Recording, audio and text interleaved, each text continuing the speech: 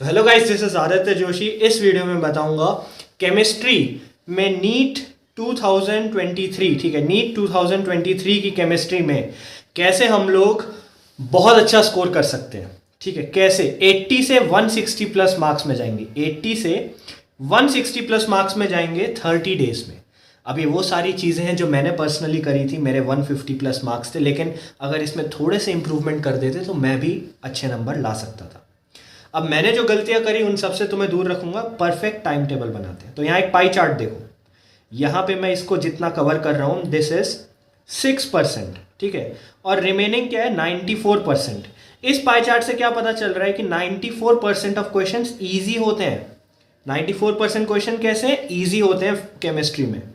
अब अगर मैं केमिस्ट्री की बात करूं और केमिस्ट्री के एग्जाम को देखें, पेपर एनालिसिस करें लास्ट 10 सालों का, तो केमिस्ट्री, ठीक है, केमिस्ट्री लिख दिया।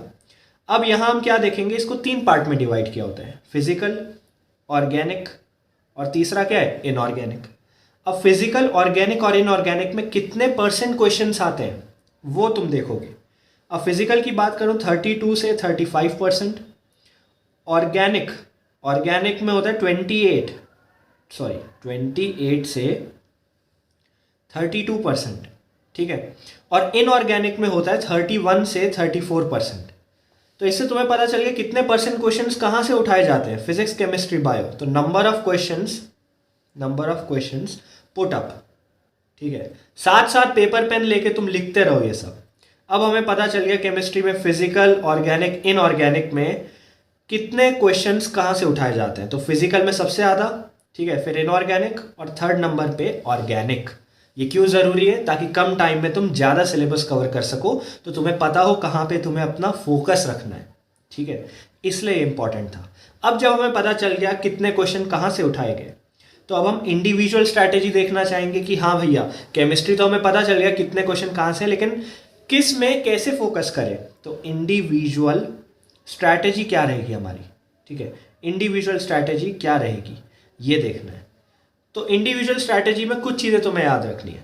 पहली चीज़ क्या है, पहली चीज़ है PYQ प्लस NTA जो क्वेश्चन पेपर बनाता है, ठीक है, और question practice basically.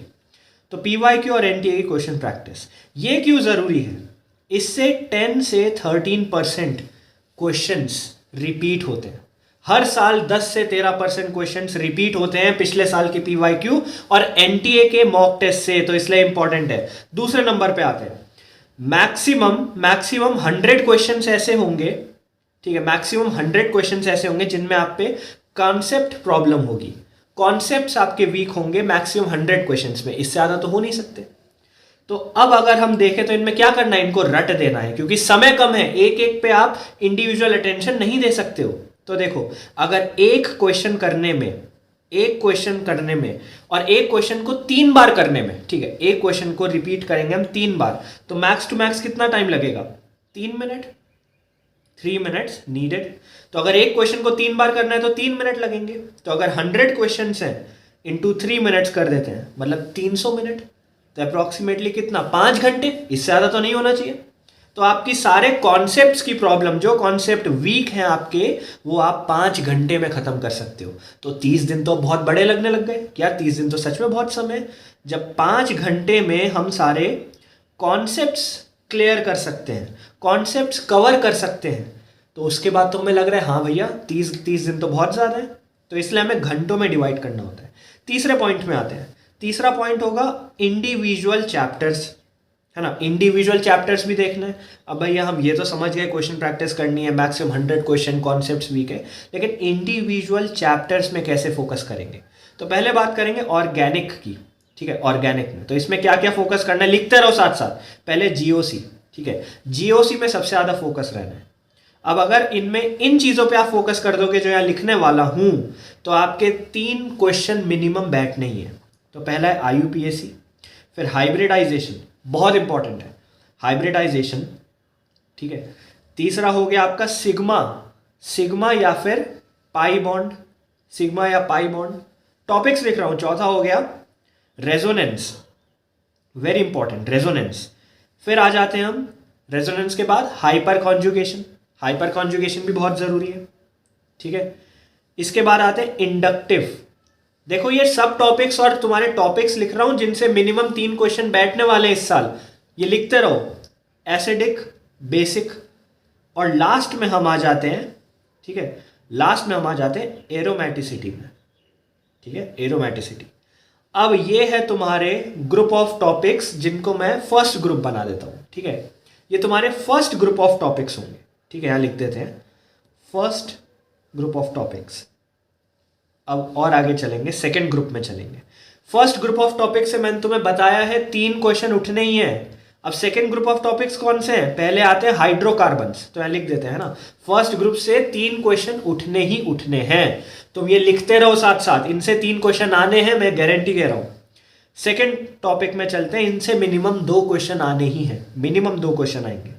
Hydrocarbon, second था alkyl and aryl halides, alkyl and aryl halides. फिर आ जाते हैं एल्डेहाइड, कीटोन, ठीक है, एल्डेहाइड, कीटोन, कीटोन भी लिखते हैं, एंड कार्बोक्सिलिक एसिड, ठीक है, कार्बोक्सिलिक एसिड।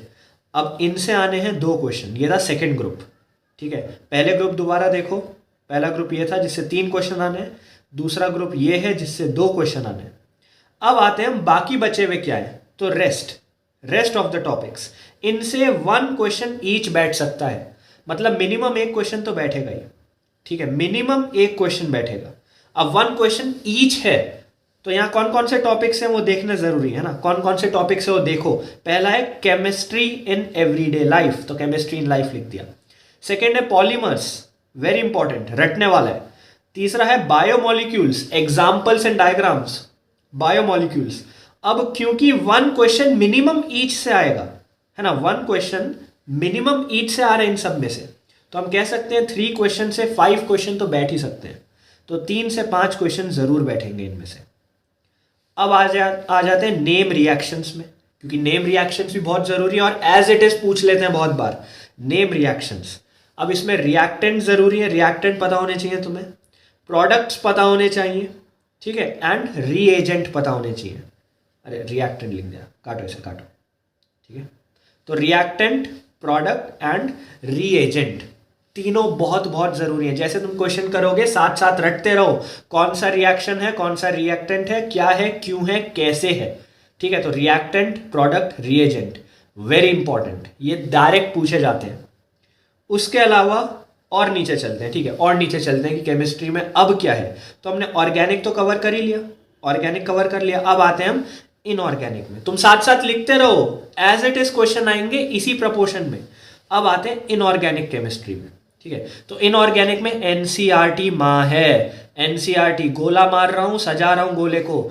इनऑर्गेनिक के लिए कोई और किताब नहीं पढ़नी, सिर्फ NCERT, no extra book needed, कोई और किताब की जरूरत नहीं है तुम्हें। इनऑर्गेनिक के लिए सिर्फ एनसीईआरटी, सिर्फ एनसीईआरटी। अब इसमें क्या क्या पूछ सकते हैं, तो ऑर्डर पूछते हैं, इसमें इंक्रीजिंग ऑर्डर है, डिक्रीजिंग ऑर्डर है, ऑर्डर के सवाल बहुत आते हैं, अरेंज करने को बोल सकते हैं। सेकंड इज स्टेटमेंट, बोल सकते हैं कि ये स्टेटमेंट सही है कि गलत है, जो लिखा है वो राइट है कि रॉन्ग है। तो ये है टाइप ऑफ क्वेश्चंस जो इनऑर्गेनिक से वो डेफिनेटली पूछेंगे। पिछले 10 सालों में पूछते हैं, इस साल भी ये होने वाला है, 2023 में ऐसे ही पूछने वाले हैं। थर्ड टॉपिक में आते हैं फाइनल, वो है physical chemistry, last physical chemistry बचा। अब फिजिकल केमिस्ट्री में क्या होगा, तो पहले आते हैं हम फिजिकल केमिस्ट्री में इंपॉर्टेंट चीज है केमिकल बॉन्डिंग। केमिकल बॉन्डिंग एक बहुत बड़ा चैप्टर है, और एमओटी, डायग्राम्स भी होते हैं, इससे आते हैं 3 से 4 क्वेश्चन। तो केमिकल बॉन्डिंग और एमओटी कर लिया तो 3-4 क्वेश्चन बैठ जाएंगे। अब और आगे चलते हैं थर्मोडायनेमिक्स, ठीक है, फर्स्ट ग्रुप बता दिया, सेकेंड में चल रहे हैं थर्मोडायनेमिक्स, ठीक है। थर्मोडायनेमिक्स क्यों जरूरी है, सेकंड ग्रुप में क्यों है, क्योंकि बहुत लेंथी है और क्वेश्चन थोड़े से कम आते हैं। पहले ग्रुप था chemical bonding, MOT, 3-4 question. Second group की बात करते हैं, थर्मोडायनेमिक हो गया, उसके बाद आएंगे एटॉमिक स्ट्रक्चर्स, इक्विलिब्रियम, ठीक है, थर्मोडायनेमिक्स, एटॉमिक स्ट्रक्चर, इक्विलिब्रियम, और इसके साथ साथ इलेक्ट्रोकेमिस्ट्री भी होगा। इलेक्ट्रोकेमिस्ट्री लिख रहा हूं यहां। अब मैंने ग्रुपिंग्स क्यों बांटी है, क्योंकि समय कम है, तुम सब कुछ एक साथ रिवाइज नहीं कर सकते और हर चीज कवर नहीं कर सकते हो। तो thermo, atomic, equilibrium and electrochemistry, इससे 2 से 3 क्वेश्चन बैठने वाले हैं। तो अब जब ग्रुपिंग्स बांट दी तो तुम्हें इंपॉर्टेंस पता चल गई। लास्ट में जो रिमेनिंग है रेस्ट, उससे एक क्वेश्चन मिनिमम बैठेगा। तो तुम्हें पता चल गया 2 से 3 क्वेश्चन, एक क्वेश्चन, 3 से 5 क्वेश्चन कैसे। अब आते हैं न्यूमेरिकल्स में। न्यूमेरिकल्स बहुत जरूरी है। अब न्यूमेरिकल में याद रखो नॉट वेरी डिफरेंट या डिफिकल्ट, ठीक है। न्यूमेरिकल्स बहुत ज्यादा डिफरेंट या डिफिकल्ट नहीं पूछेंगे, बेसिक पूछेंगे। फिर आते हैं प्रैक्टिस, बहुत जरूरी, बहुत जरूरी। प्रैक्टिस नहीं करोगे तो नहीं कर पाओगे, practice makes a man perfect, ठीक है। अब आते हैं एनसीईआरटी बॉक्स थ्योरीज। डब्बे बना रखे हैं एनसीईआरटी ने जिनके अंदर थ्योरी लिखी है, NCERT box theories very very important, बहुत जरूरी है, क्योंकि इससे as it is word by word question उठाएंगे वो लोग। नीट 2023 में यहीं से क्वेश्चंस आएंगे, देख लो अभी। बहुत जरूरी है, बहुत जरूरी है, ठीक है। तो फिजिकल केमिस्ट्री हमने देख ली थी। न्यूमेरिकल्स के लिए बच्चे बहुत पूछते हैं तो वो बता दिया, नॉट वेरी डिफिकल्ट और डिफरेंट, ठीक है। और नीचे चलते हैं, रैंक। अब नीट में अच्छी रैंक लानी है, अच्छी रैंक लाने के लिए नंबर अच्छे आने चाहिए। नंबर अच्छे आने के लिए केमिस्ट्री इंपॉर्टेंट है, क्योंकि बायो तो हर कोई करता है। अब केमिस्ट्री इंपॉर्टेंट है तो केमिस्ट्री कंप्लीट कैसे करें? To complete chemistry in 30 days, कि यार अभी चालू करूं तो 30 दिन में कैसे खत्म करूंगा। तो 30 डेज में कंप्लीट करने के लिए हम क्या करेंगे, कन्वर्ट डेज इनटू आवर्स। बहुत जरूरी, बहुत जरूरी। हम दिनों को घंटों में कन्वर्ट कर देंगे, कन्वर्ट डेज इनटू आवर्स, ताकि हमें लगे हमारे पास समय ज्यादा है। हम क्या करेंगे, हम अपने साथ ही माइंड गेम्स खेलेंगे, हम अपने साथ माइंड गेम्स खेलेंगे, दिमाग को बेवकूफ बनाएंगे कि बहुत समय है, अपने ऊपर कॉन्फिडेंस रखो, अच्छे से होगा, ठीक है। तो ये सब चीजें तुम्हें फॉलो करनी है। मैंने तुम्हें बता दिया कि किस पेपर में कैसा क्वेश्चन आएंगे, किस टॉपिक से कितने क्वेश्चन आएंगे, इंपॉर्टेंस पता चल गई, ताकि कम समय में तुम सारा सिलेबस कंप्लीट कर पाओ। All the best, thank you.